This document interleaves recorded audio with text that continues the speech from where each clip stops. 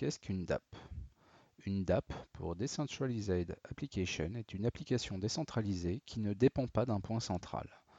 Je pense que ce qu'il manque aux blockchains et aux smart contracts, ce sont des dApps permettant de réellement révolutionner les usages et les interactions entre les gens.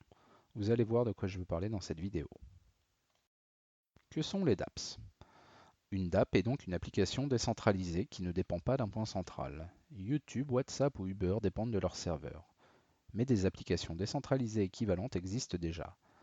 Ainsi, il existe Peertube, un YouTube pair à pair, FireChat, un WhatsApp pair à pair, et peut-être un jour un équivalent pair à pair d'Uber, qui sait.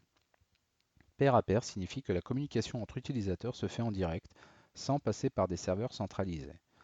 L'apport de la blockchain et des contrats intelligents dans ce domaine est qu'une application peut être totalement automatisée, avec les fonctions nécessaires dans les contrats, permettant une interaction sans avoir d'intervention extérieure. Ainsi, plus d'intermédiaires et donc pas de frais d'intermédiation. L'échange se fait directement du client vers le fournisseur. Le terme ubérisation peut être utilisé dans ce cas de figure. Ce concept désigne l'utilisation de services permettant aux professionnels et aux clients de se mettre en contact direct, de manière quasi instantanée, grâce à l'utilisation de nouvelles technologies. Cela permet la mutualisation de la gestion administrative et des infrastructures lourdes, avec notamment comme avantage de réduire le coût de revient de ce type de service. L'ubérisation est rendue possible grâce à la généralisation du haut débit, de l'Internet mobile, des smartphones et de la géolocalisation. L'ubérisation s'inscrit de manière plus large dans le cadre de l'économie collaborative. Ce concept s'oppose au monde fixe et réglementé du salariat. Premier exemple avec un service pair à pair de voitures avec chauffeur. Une DApp possède de nombreux avantages pour les fournisseurs et les clients. Voici quelques exemples. Service à faible coût ou à coût identique à qualité meilleure. Simplicité d'accès au service. Instantanéité. Environnement de confiance pour les paiements et les avis utilisateurs. Désintermédiation, donc plus de gains pour le fournisseur de services, avec un coût raisonnable de fonctionnement pour la plateforme. Second exemple, un service pair à pair de location de logement. Les avantages sont les mêmes que dans l'exemple précédent.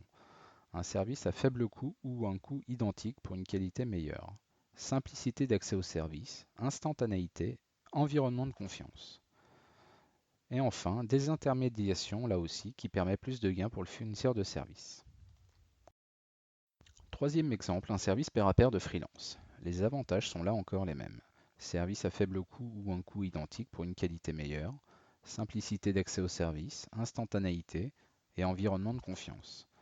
La désintermédiation est là encore un avantage indéniable qui permet plus de gains pour le fournisseur de services avec un coût raisonnable de fonctionnement pour la plateforme. De manière générale, les dApps peuvent s'appliquer à tout type de marketplace. L'ubérisation de l'économie entraîne d'une part une individualisation de l'activité et d'autre part la pluriactivité. Voici quelques exemples de ce qu'induisent les dApps sur les places de marché. Elles permettent un meilleur accès au travail, ce qui permet également des revenus supplémentaires pouvant être significatifs. Une diminution du risque en multipliant les donneurs d'ordre, une souplesse dans l'organisation du temps de travail, un travail autonome et varié, et enfin une diversification de l'activité habituelle.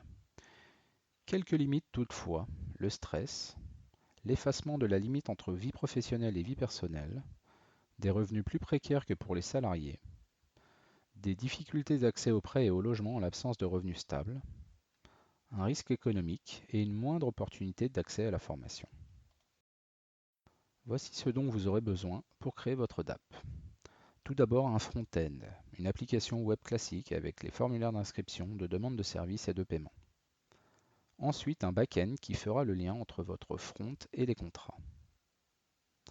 Il vous faudra également un ensemble de contrats qui définissent et régissent le service et les interactions possibles. Et enfin un hébergement avec un serveur. Avec tout cela, vous pourrez créer votre DApp facilement. Si cette vidéo vous a intéressé et que vous souhaitez en apprendre plus sur les dApps et l'univers des blockchains, vous pouvez consulter le programme de ma formation dont le lien est en description.